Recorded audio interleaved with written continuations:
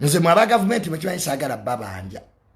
I don't want to saga kweriganna mulete sente mwatirawo kamansire salary mwaba government.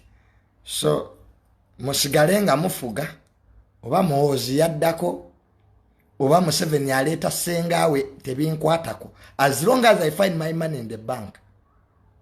Obuzibu bwonna bujja kuvanga temusasula mwabali mu government. But after seeing my money in the bank, I don't care who sits on the iron throne. Sifaayo ali entebe. Whether it's Museveni or his auntie or mutabani, I don't care. I care about my money. Yebye gwanga sibanye gwanga lyafa. Family yange teri agala bwa president. My mother doesn't want to be a president. My father doesn't want to be a president. So tomanyira ngo jonyumiza struggles. Era gwe junior egwanga muliridde lya nyoko. Nyoko yalina ekyapa kyalyo. Toteka mbintu byammwe muzafalu.